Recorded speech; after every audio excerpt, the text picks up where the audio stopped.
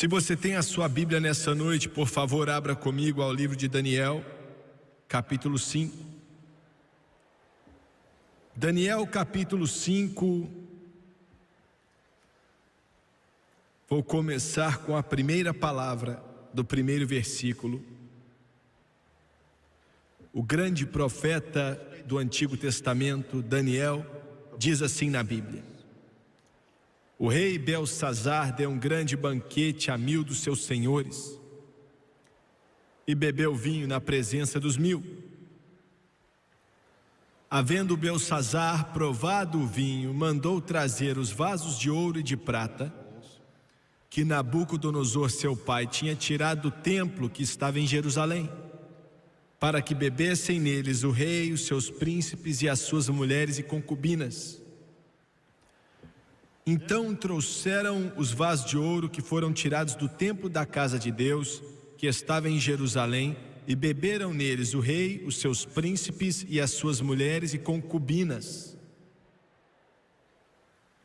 Beberam o vinho e deram louvores aos deuses de ouro, de prata, de bronze, de ferro, de madeira e de pedra. Na mesma hora apareceram os dedos de mão de homem e escreviam defronte do castiçal na caiadura da parede do palácio real, e o rei viu a parte da mão que estava escrevendo. Mudou-se então o semblante do rei, e os seus pensamentos o turbaram, as juntas dos seus lombos se relaxaram, e os seus joelhos batiam um no outro. Eu quero usar como tópico nessa noite a noite em que Belsazar morreu. A noite em que Belsazar morreu. Abaixe sua cabeça, por favor. Pai, enquanto ministramos nessa noite, fazemos isso entendendo nossas inadequações, dependendo totalmente do Senhor. E se houve um tempo em que precisei da sua ajuda, é nesse dia de hoje.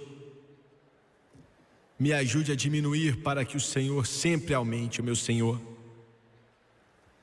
Essa mensagem que eu sinto que o Senhor me deu e é muito importante, eu peço pela sua unção pesada, não só sobre a minha pessoa, meu coração, minha língua, mas também sobre esses para ouvirem nesse ginásio, e também os milhões que assistem pela televisão. E eu peço tudo no santo e poderoso nome de Jesus Cristo, e todos dizem amém e amém.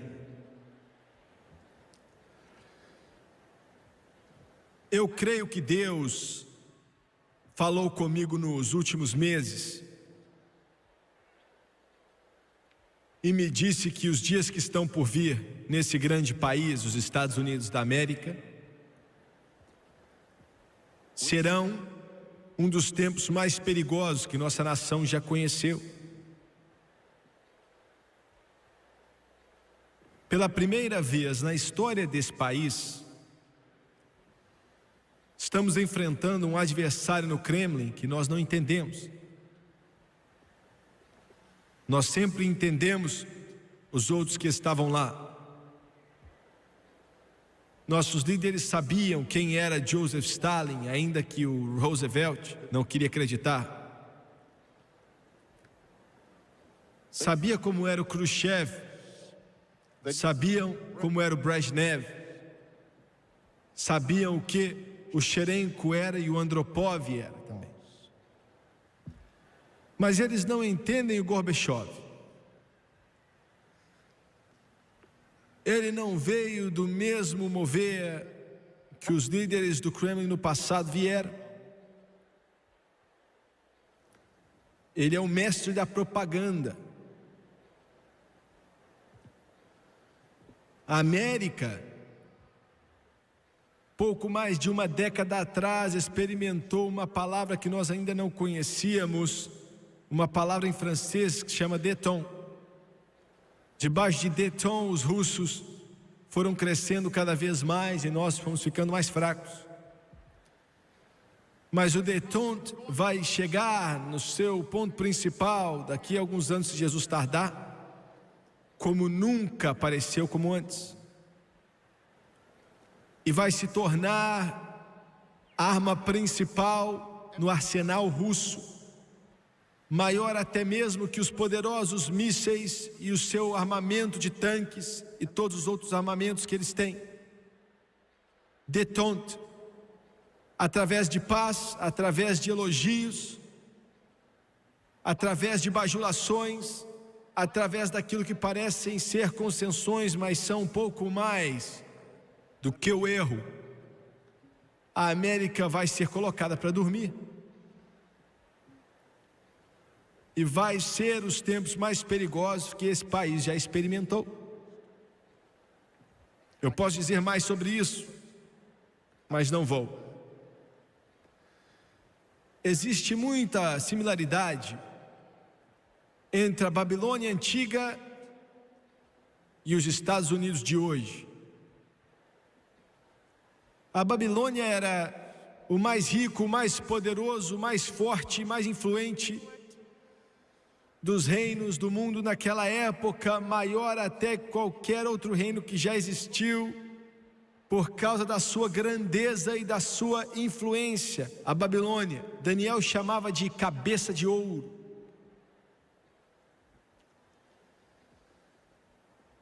Foi o último grande império antes da ordem mundial mudar sobre o comando dos persas. E é claro também com Alexandre o Grande, que trouxe o grande império grego. Nessa noite eu quero te levar a uma cidade que já não existe mais, mas o que um dia foi Nova York, Londres, Copenhague, Paris ou Roma do mundo no seu dia, a Babilônia. Na noite da minha mensagem, a cidade tinha crescido mais ou menos 50 milhas quadradas. Seu palácio, que tinha o exército, quartel-general, e tinha sido o maior prédio que já tinha sido construído pelas mãos do homem até aquela época, e um prédio tinha 7 milhas quadradas com o ministério do poderoso governo da Babilônia. As paredes em volta da cidade, mais ou menos 350 metros de altura, 7 carruagens podiam andar em cima daqueles muros. Quero te levar a um local, um cômodo dentro desse palácio, desse quartel-general, um cômodo que de si mesmo, possivelmente, deve ser maior do que qualquer outro cômodo que já foi construído. Pois nesse cômodo, com grandes colunas segurando o teto, entrelaçado com correntes de ouro, 5.280 metros de largura, 1.600 metros de comprimento. 1 milha de largura, quase que meia milha de comprimento. O maior cômodo que já foi construído. Naquela noite, pavões treinados levavam bandejas cheias de licor, de mesa a mesa. Nas paredes daquele cômodo, as proezas dos reis da Babilônia estavam escritas. Os reis Nabopolassar, Nabonido, Nabucodonosor.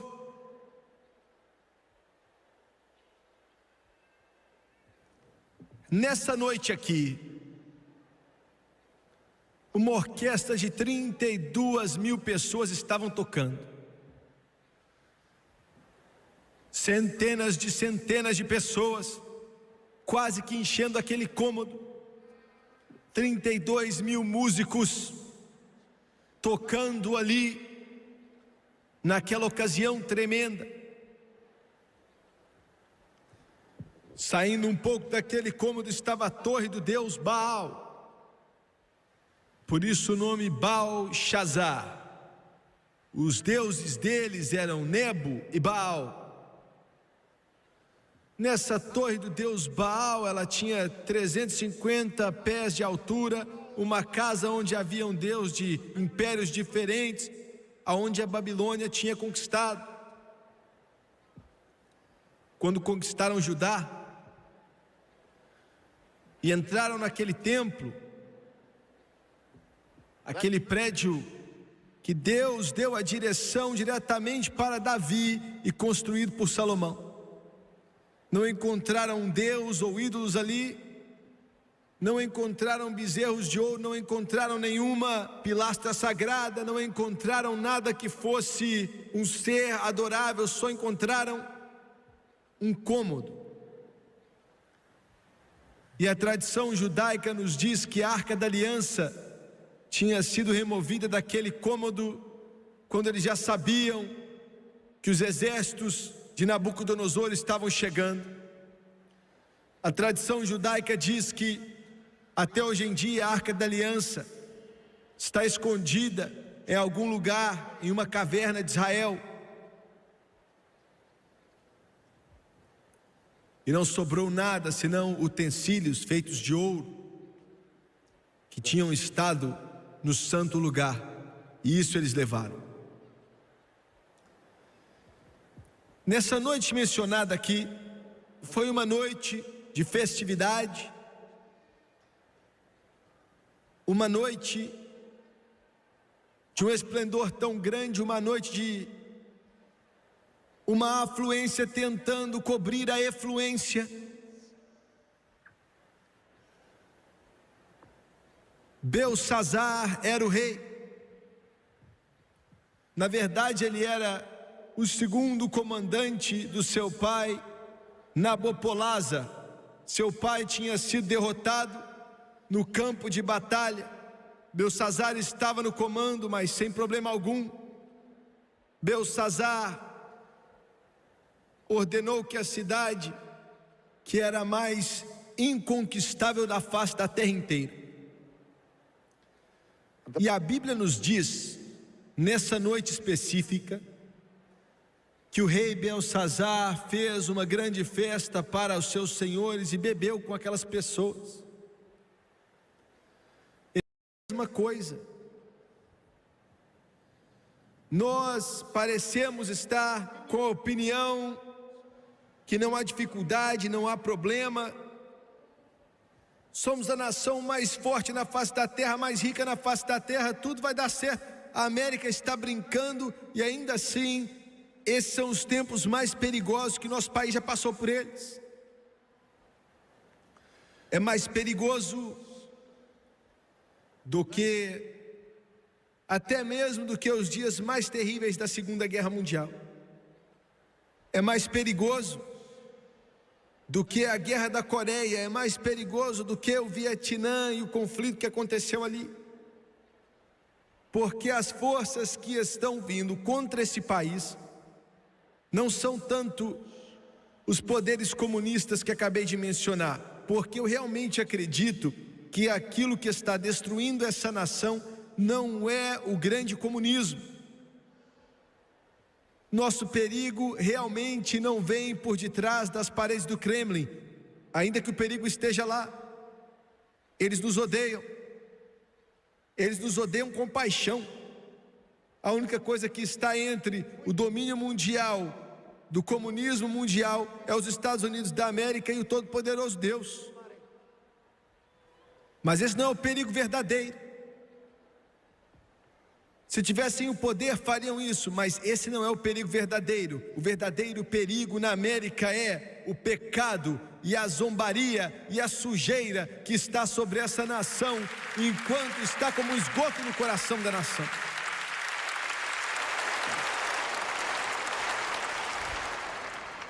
Nenhuma nação recebeu tanta luz e pecou contra essa luz como esse país pecou. Somente mais um, que era Israel, e Israel foi destruída. Mas estamos dormindo. Nossas igrejas não entendem, nossos pregadores não sabem, nosso governo não parece entender. Não há problema. Deus e aceitamos com um bocejo. A festa tem que continuar. Continua bebendo cerveja, continue abrindo garrafas de champanhe, continue nas boates. E nosso Deus já não é mais o Deus de Abraão, Isaac e Jacó, mas são as estrelas do rock dessa nação americana.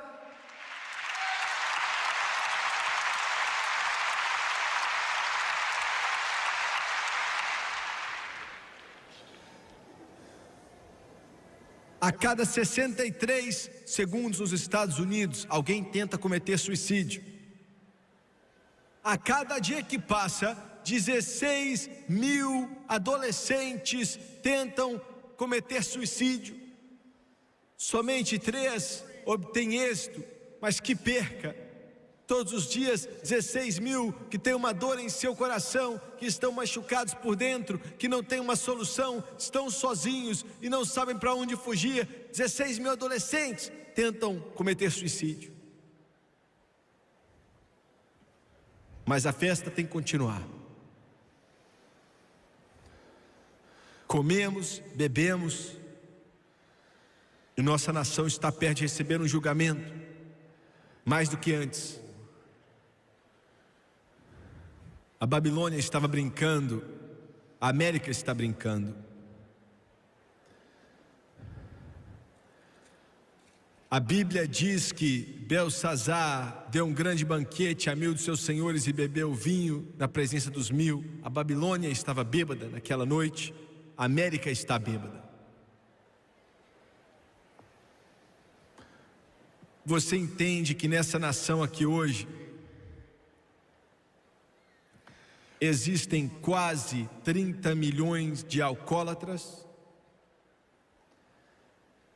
Você já viu imprimindo isso, que os jornais dizem que são 10 milhões, mas outro dia eu vi que pararam de contar há mais ou menos 20 anos atrás. Pararam. E fontes educativas dizem hoje que existem entre 20 e 30 milhões de bêbados, de alcoólatras nessa nação. E mais milhões que não foram contados nessa pesquisa que tem problemas com a bebida. A América está bêbada. A maior droga nos Estados Unidos não é maconha, não é cocaína, não é heroína, mas a maior droga é o álcool. A América está bêbada e correndo risco de ser atacado por um exército poderoso. O vinho fluía como água naquela noite na Babilônia. Beba seu vinho, vai, festeja aí. E diante de problemas, diante de uma nação que está à beira da ruína, e se a América cair, me escute aqui, se há um senador ou um congressista ou um juiz da corte que esteja escutando, se perdemos essa nação, nunca mais vai haver outra que vai substituí-la no mundo, nunca mais.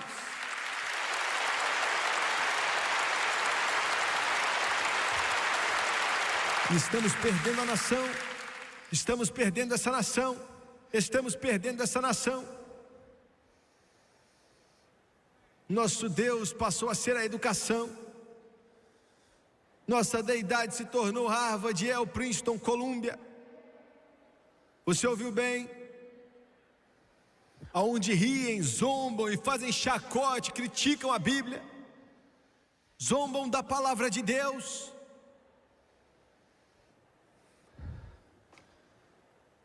Nos afastamos desse livro. Os valores tradicionais que transformaram essa nação em algo grande. Eu quero te lembrar, você que me assiste pela TV, o que engrandeceu essa nação não foi nossas universidades, não foi Wall Street, não foi nem o Congresso ou o Senado, não foi a Casa Branca, mas o que engrandeceu essa nação foram homens e mulheres, milhões deles, que vão para a igreja domingo de manhã com uma Bíblia debaixo do braço, para adorar o Deus da glória e para dar sua fidelidade ao Senhor Jesus Cristo, o Rei dos reis e Senhor dos senhores. Essa é a flor, essa é a força, esse é o poder desta nação que chamamos de América. Eu também estive na Câmara do Senado, quando todos os membros do Senado, 100 homens e mulheres, reuniram-se para votar sobre a oração nas escolas públicas. Eu olhei para alguns dos nomes mais poderosos do governo. Eu os assisti enquanto alguns deles dava para ver que estavam agonizando em seu espírito e ainda assim votaram não.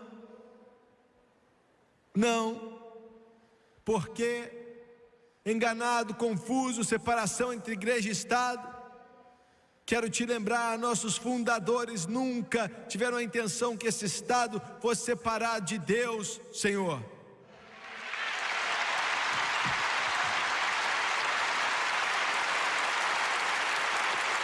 Separação entre a igreja e o Estado, sim, mas nunca separação de Deus e do Estado. Deus é a fundação, Ele é o alicerce, é a intercessão, é a força desta república. E eu quero fazer outra declaração aqui. Congresso, você pode zombar, os juízes do Supremo Tribunal podem até se assustar, mas eu vou dizer assim mesmo: o cristianismo é a adoração desta nação, da América, o culto do Senhor Jesus Cristo.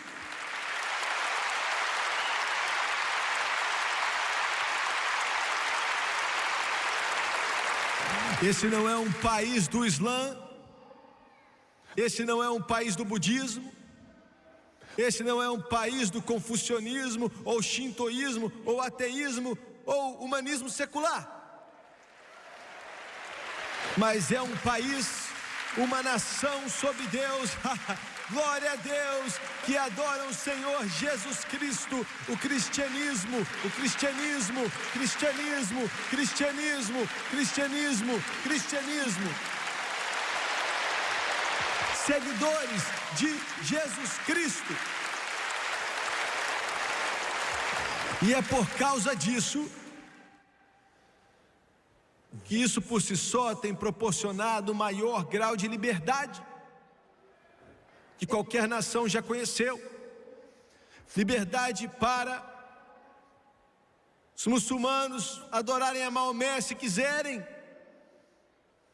Liberdade para os budistas adorarem a Buda se quiserem. Liberdade para ateus negarem a Deus se quiserem. Mas essa liberdade é garantida, abrigada por essa Bíblia e pelo cristianismo.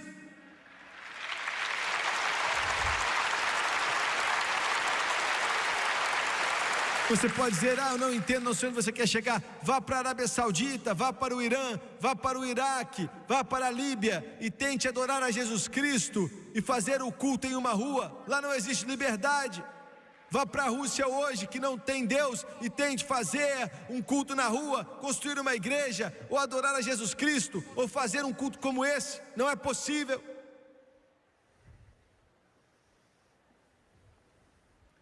Eu disse a um repórter outro dia: essa nação tem as maiores liberdades que você pode subir em uma caixinha e falar o que você quiser, sendo bom, ruim, estúpido ou o que for. E essa liberdade é garantida pelo cristianismo. Você entendeu bem? Eu vou dizer de uma forma diferente: se você perder o cristianismo, você vai perder essas liberdades. Se você perder o cristianismo, você perde essas liberdades. A adoração a Jesus Cristo garante essas liberdades.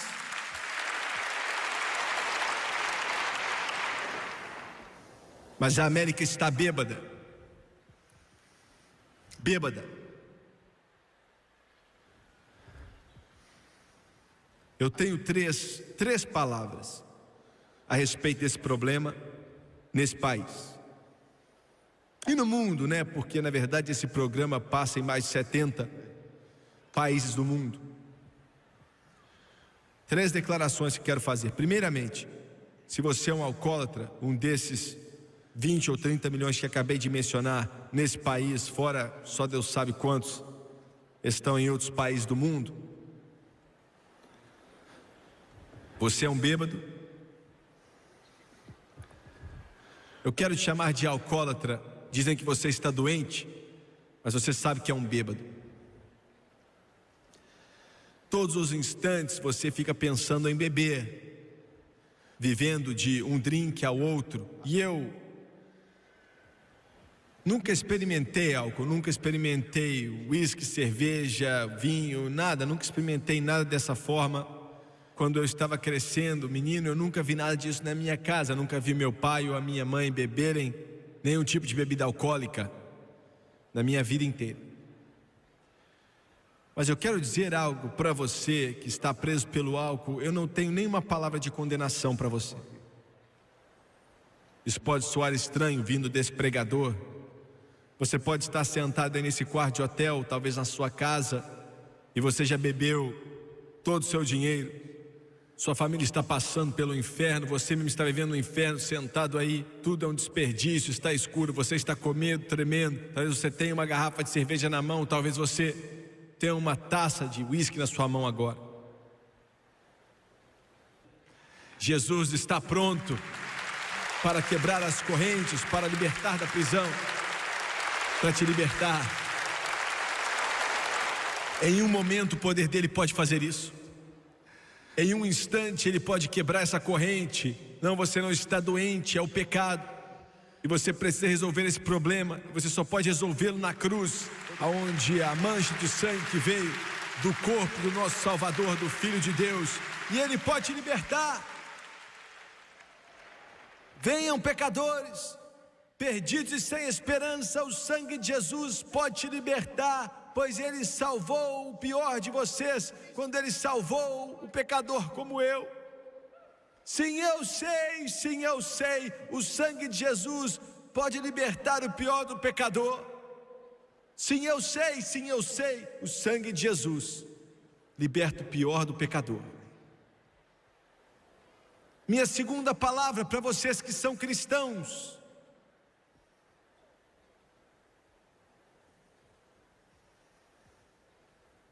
e você gosta de beber vinho quando janta, ou ocasionalmente você bebe cerveja.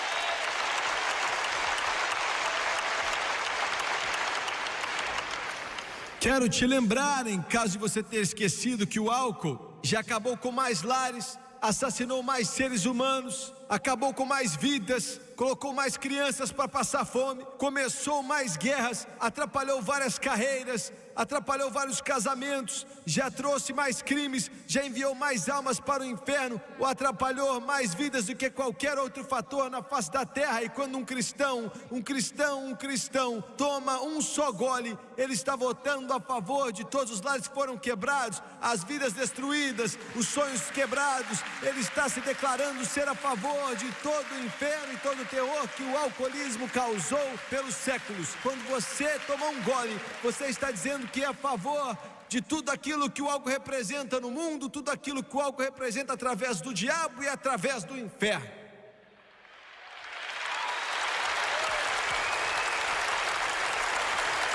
Eu quero dizer de uma forma tão clara que uma criança de 2 anos possa me entender o que é a teologia do cristão em relação ao alcoólatra. Eu vou te falar agora. Não importa se você é católico, não importa se você é protestante, não importa quem você é. A teologia para o Filho de Deus em relação ao álcool, de qualquer forma que seja, não é nem uma gota, não é nem um pouco, não é nem uma provada, não é nem uma degustada. Você é salvo pelo sangue de Jesus e você tem que ser um exemplo de justiça.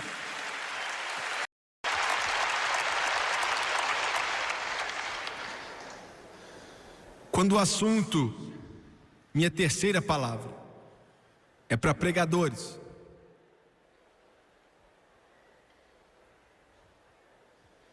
Pregadores, muitos deles dizem: eu não falo nada disso por detrás do púlpito porque meu povo sabe que é errado. Ah, isso é uma desculpa. Desculpa.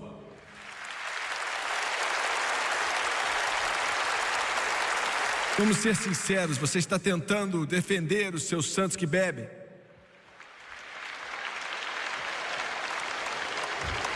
Custe o que custar, pregadores. Não importa qual for o preço, não importa qual seja a sua denominação, se levante diante da sua congregação e tome uma posição. Levanta a sua voz, fale alto, seja claro.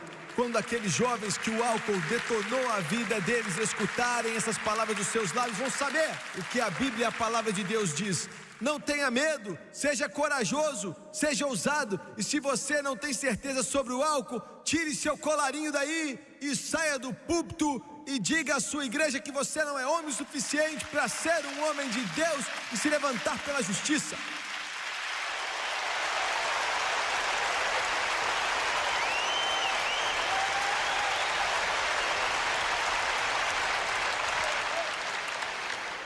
A Bíblia diz em Provérbios 21:20: é escarnecedora a bebida forte, alvoroçadora, e todo aquele que neles errar nunca será sábio. A Bíblia diz: para quem são os ais, para quem os pesares, para quem as pelejas, para quem as queixas, para quem as feridas sem causa, e para quem os olhos vermelhos, para os que se demoram perto do vinho, para os que andam buscando vinho misturado. Não olhes para o vinho quando se mostra vermelho, quando resplandece no copo e se escoa suavemente, no fim picará como a cobra e como o basilisco morderá. Você olha para mim e diz: não vem com essa, pregador, porque Jesus transformou a água em vinho. Então vá até o seu esgoto e pegue ali um copo de água, ora por aquilo, e quando se transformar em vinho, beba-o.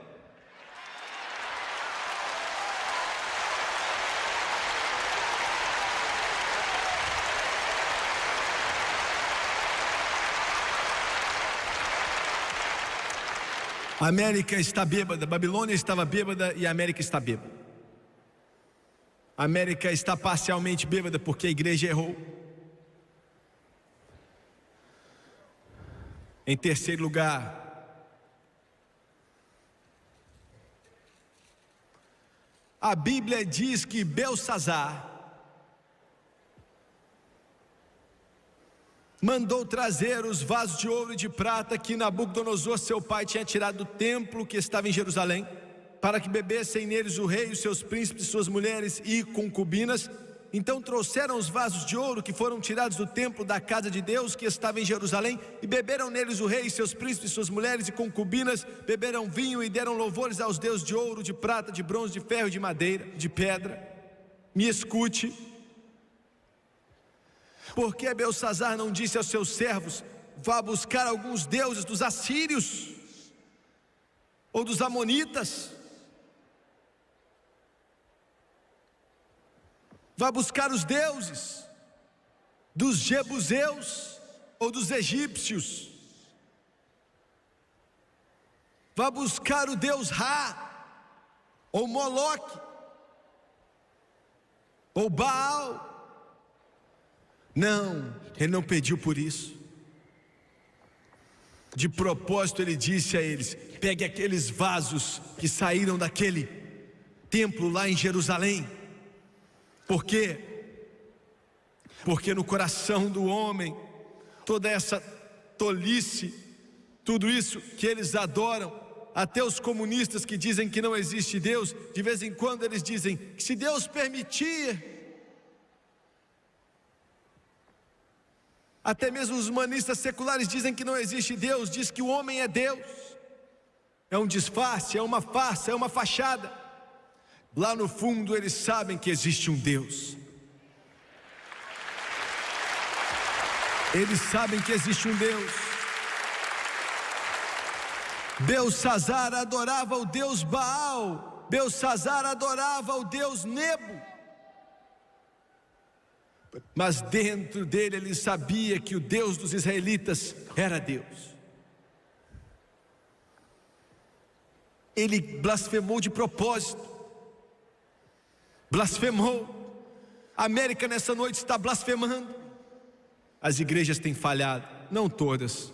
Não, existem algumas igrejas, pastores que são de Deus, mas não temos suficiente. Escute aqui.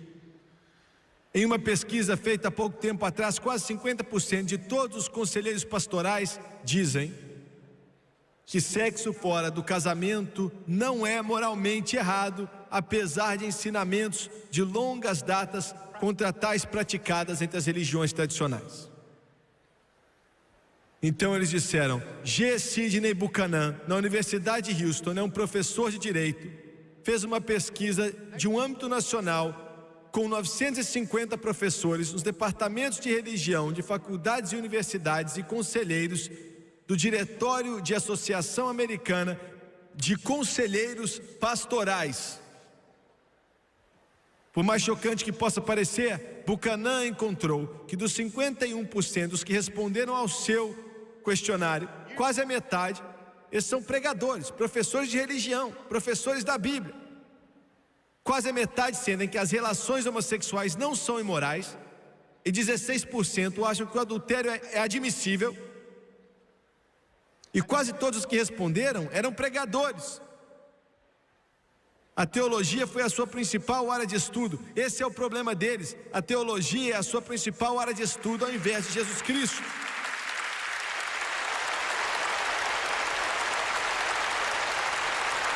O Buchanan também comentou que, obviamente, é uma reação mais liberal do que é refletida nos pronunciamentos oficiais das principais denominações religiosas.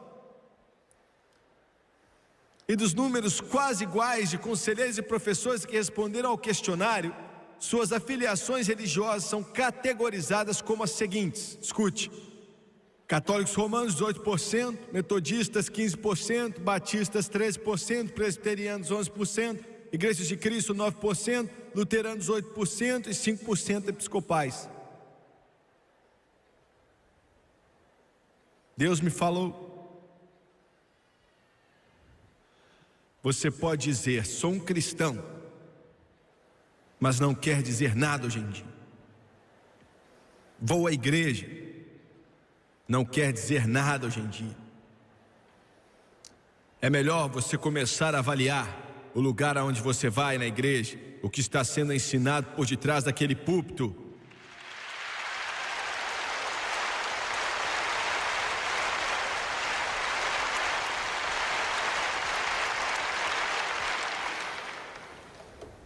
Blasfêmia. Me assentei em uma plataforma de uma grande universidade, debatendo um cientista médico, o governador de um estado, e graças a Deus o Jim Watt, ex-secretário do interior, estava comigo. E o cientista médico disse, defendendo o aborto, ele tinha escrito não sei quantos livros defendendo isso. Eu disse: olha, você está atrasado. Um livro já foi escrito sobre isso. Diz: não matarás.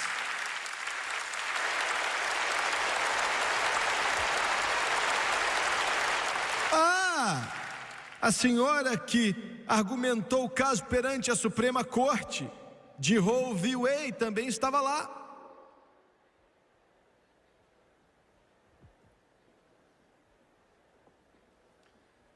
E o argumento dela é esse: é impressionante como homens e mulheres querem justificar as suas atitudes pecaminosas.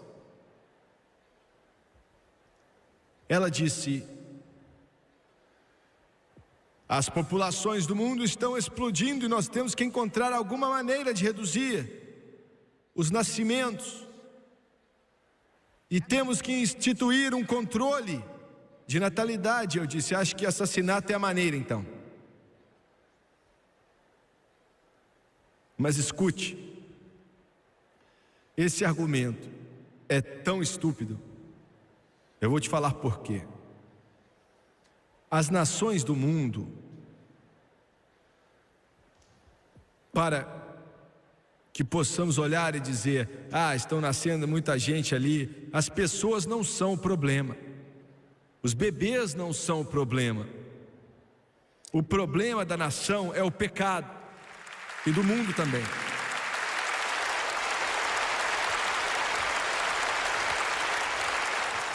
O que eu vou dizer agora pode chocar alguns de vocês, mas é a verdade. O moderador que estava ao meu lado, ele não gosta de mim, mas tinha acabado de escrever sobre esse assunto e ele ficou até branco, pois sabia que eu estava falando a verdade.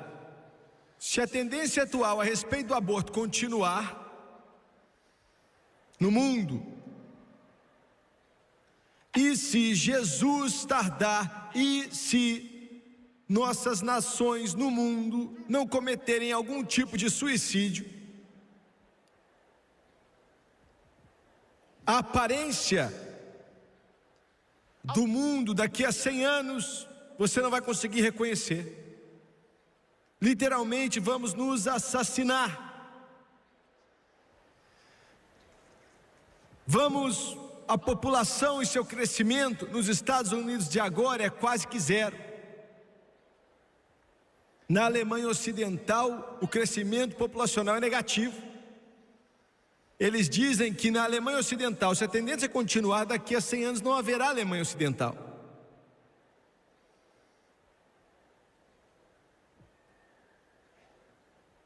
Como eu posso dizer isso? A maioria das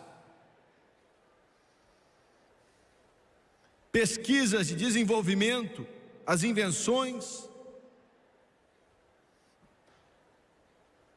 o processo tecnológico, o progresso no mundo vem dos Estados Unidos, Inglaterra, a Europa Ocidental. E se essa tendência atual continuar, eu não acho que demora 100 anos, mas se demorar, não vai mais haver Estados Unidos ou Europa Ocidental. A única coisa que vai restar no mundo vão ser aqueles que não podem se alimentar e não sabem aonde buscar ajuda. Eu estava na América Central, olhei para uma civilização antiga, olhei para suas pirâmides que tinham construído, e os cientistas e os arqueólogos e as pessoas não sabem nem o que aconteceu com eles. Eles pensam que eles se sacrificaram até a morte. Nós estamos fazendo a mesma coisa hoje e chamando de aborto.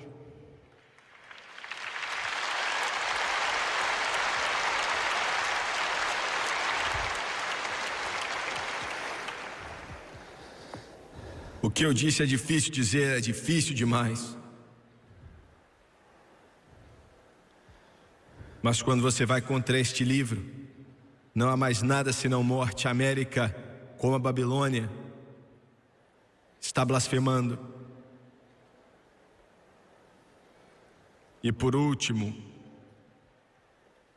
a Babilônia estava adorando falsos deuses, a América está adorando falsos deuses. O humanismo secular, dinheiro, ouro, prata, esportes. Essas são nossas divindades, entretenimento, prazer. Recebemos essa carta. Uma senhora que escreveu diz assim: em agosto de 1981, a mais ou menos 6:30 da tarde, ela diz: eu acordei no sofá, a reverberação estridente de um aparelho de som monstruoso que tinha tocado a noite inteira, enquanto eu e outros tínhamos nos envenenado com drogas, com maconha, álcool e outras coisas. Ela escreveu: a morte para mim naquele momento ia parecer um alívio da agonia e da tristeza que eu sentia. Eu acendi um cigarro e tentei me focalizar no que estava à minha volta. Lixo, tocos de cigarro, sacos de drogas, agulhas e álbuns foram amarrados com roupas até o meu tornozelo no chão. Cheguei para tentar começar a beber uma garrafa que estava do meu lado, quando vi que a televisão estava ligada. Dolorosamente, ela continuou dizendo, me levantei e fui até o rádio para desligá-lo e fui aumentar o volume da TV. 2 ou 3 comerciais começaram a passar, e então começaram a passar o seu programa. Eu quase desliguei, mas algo disse: assista. Por isso, a contragosto, continuei assistindo. Ninguém podia me ver para zombar da minha cara. E ela disse: eu não me lembro o título da mensagem, mas eu lembro de ficar ali sentada, paralisada até o fim, muito tocada. Eu estava chorando, em uma batalha comigo mesmo e com o diabo, se eu transformaria ou não a frente daquela televisão em um altar. Olhei para a minha vida. Eu tinha acabado de perder o emprego. Eu estava trabalhando em uma posição que quem me pagava era um dinheiro ilegal. Era apenas uma fachada para vender todo tipo de droga. Era onde os traficantes locais faziam lavagem de dinheiro. Por 1 hora depois que você terminou, fiquei sentada ali parada. Até então, declarei para mim mesmo que sozinho eu não ia conseguir. Eu tinha que olhar para alguém maior do que eu. Em 1982, depois de vários amigos mortos e conhecidos também, algumas libras de drogas de todos os tipos já tinha sido usada. Uma oportunidade excelente de trabalho apareceu em meio a esperanças esmagadas. Ajoelhei-me na casa de um amigo e aceitei a Jesus. Fiz essa oração na casa do pai do meu amigo e descobri que Jesus sempre esteve lá. Curiosamente, esse amigo era o meu traficante, mas ele foi salvo, recebeu Jesus e me levou à salvação também. A mãe do meu amigo também estava salva através do seu programa. Seus 2 pais tinham aceitado ao Senhor. E um dos melhores dias da minha vida foi quando vocês me enviaram aquele livro, há um nome escrito na glória.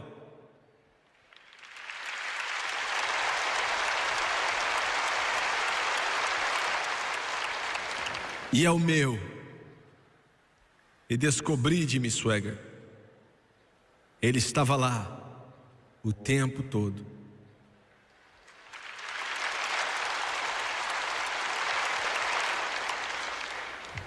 Naquela noite que Belsazar morreu,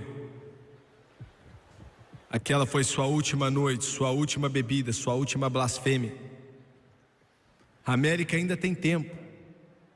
Milhões de vocês ainda têm tempo. Não importa quão profundo, quão pecador, quão perverso, Jesus está aqui. Ele está lá e Ele está pronto quando você estiver pronto. Abaixe sua cabeça, por favor.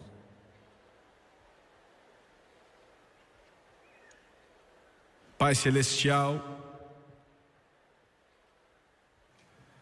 enquanto ministramos essas palavras dessa noite,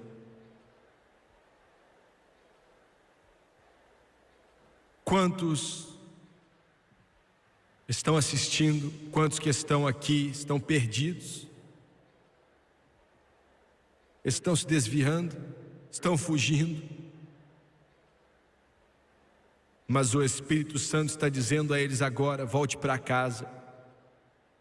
Eles sabem que existe um Deus, o mundo inteiro sabe que existe um Deus, e um dia vamos responder a Ele. Estou pedindo que Deus, o Espírito Santo, se mova sobre toda pessoa desse lugar, sobre milhões de milhões que assistem pela televisão. Traga-os a Jesus Cristo. Fala com o coração deles, ó Deus. De cabeça baixa e olhos fechados, eu preciso de milhares de crentes cheios do Espírito Santo aqui hoje.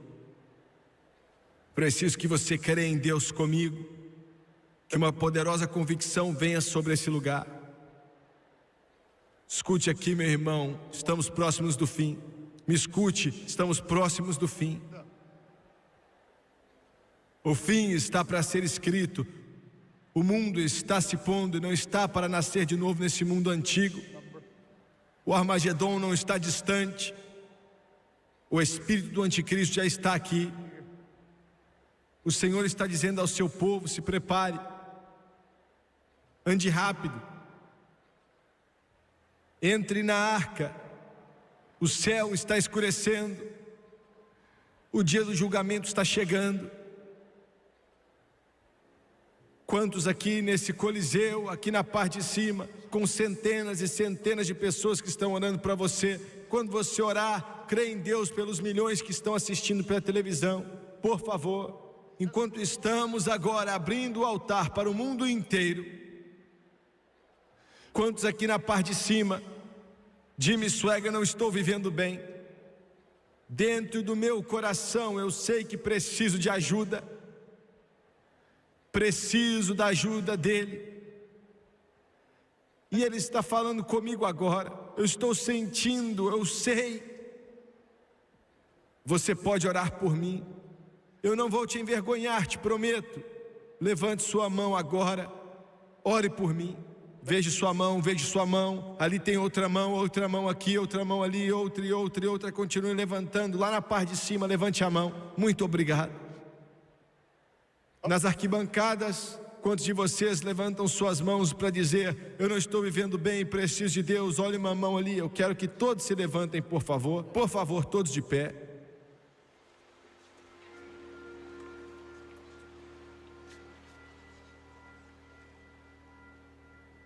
O trio vai cantar. Enquanto cantam, eu quero pedir a todas as pessoas nesse coliseu que levantaram as mãos, eu quero que você venha desde lá de cima, eu quero que você venha lá de trás, dos lados, da frente, aqui da área principal. Eu quero, pais, tragam suas crianças que não estão salvas, e crianças, tragam seus pais que não são salvos. Esposas, tragam seus esposos que não são salvos. Esposos, tragam suas esposas. Cristãos, tragam seus amigos que não são salvos. Eu quero que você desça até aqui com eles, desses corredores. Venha, traga-os agora. Não temos muito tempo. O relógio já está apontando para meia-noite. É quase o fim. É quase o fim, América. É quase o fim. Enquanto eles cantam, eu quero que você venha agora. I wander far away from God. Now I'm coming home. The paths of sin. Come on, that's it. Come on. Jesus, I'm coming home. Lord, I'm coming home. He's calling you, he's speaking to you. Sing it, mama, sing it. I'm coming home. Coming home. Never again to roam.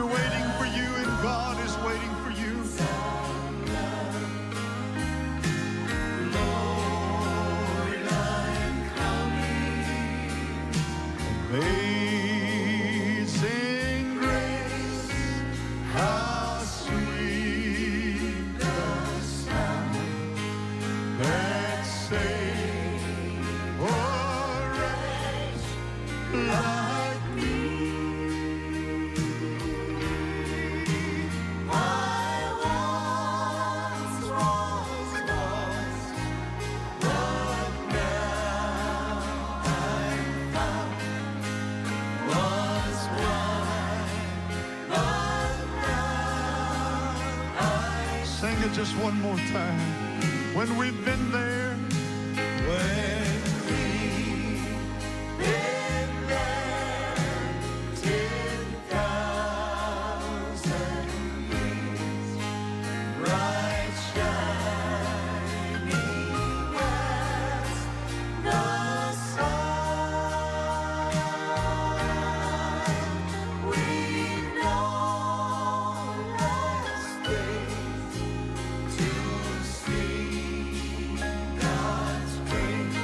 it, everybody. Than when we first begun. Just one more time, amazing grace, how sweet that sound. Amazing grace, how sweet the sound that saved a wretch like me. I once was lost, but now I'm found. Was blind, but now I see. Just one more time. A few more are still coming. Just once again. Amazing grace. John Newton wrote, how sweet the sound. I'm coming home, Lord. Save the wretch like me.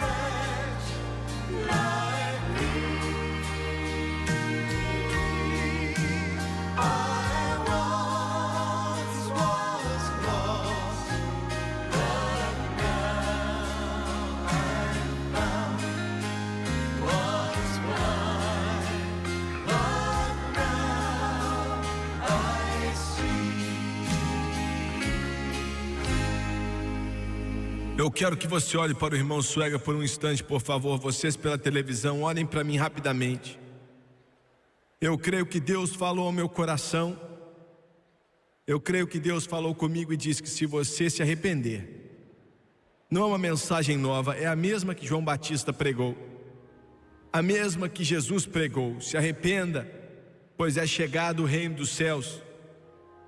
Deus me mandou te dizer que se você se arrepender, o que quer dizer arrepender?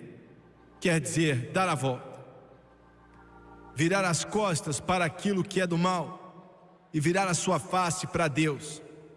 É o que quer dizer. Ele diz, não importa quem você é, onde você esteve, o que você fez, vou te lavar.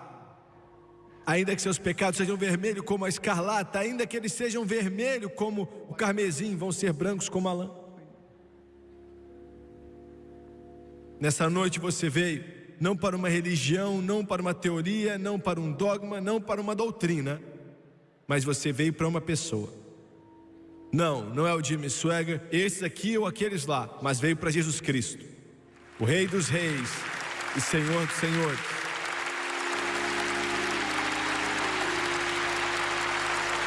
Eu quero que você entenda isso. Você veio para Ele, somente Ele pode salvar. Não há outro nome debaixo do céu pelo qual o homem pode ser salvo, senão pelo nome de Jesus. Agora, vou fazer a oração do arrependimento. Já orei com milhões de pessoas. É o melhor momento da sua vida. Você não pode ver, mas todo o céu está ligado no que está acontecendo aqui nessa noite. Não somente aqui, na grande e bela cidade de Minneapolis e São Paulo, mas no Caribe, no Canadá, na América Central, América do Sul, Europa, Ásia, África, em toda a ilha do oceano, aonde passamos com esse programa. O céu está ligado. Deus está se preparando para escrever alguns nomes no livro da vida do Cordeiro.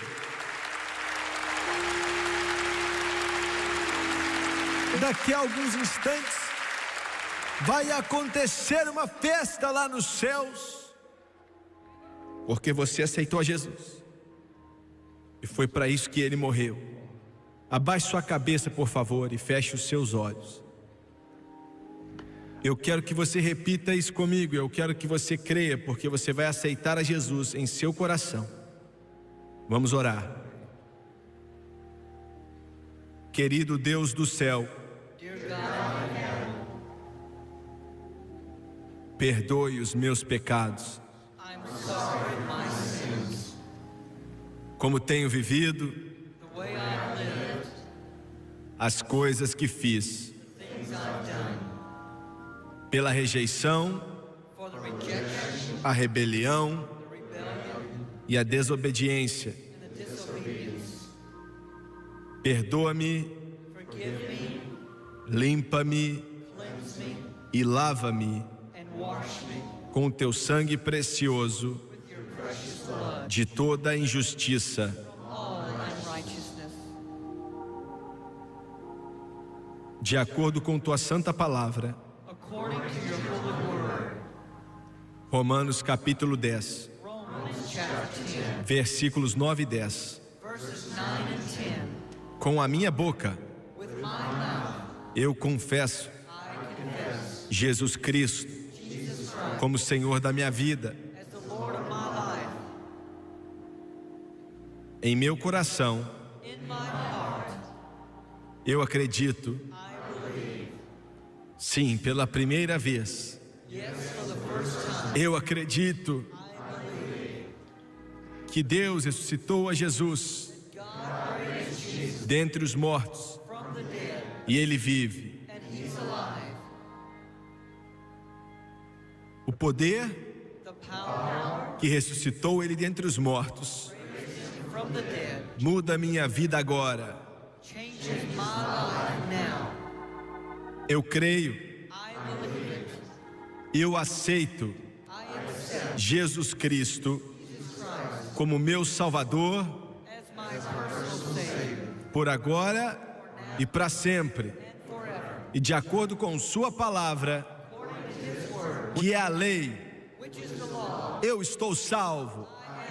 Aleluia, glória, glória a Deus, louvado seja Deus.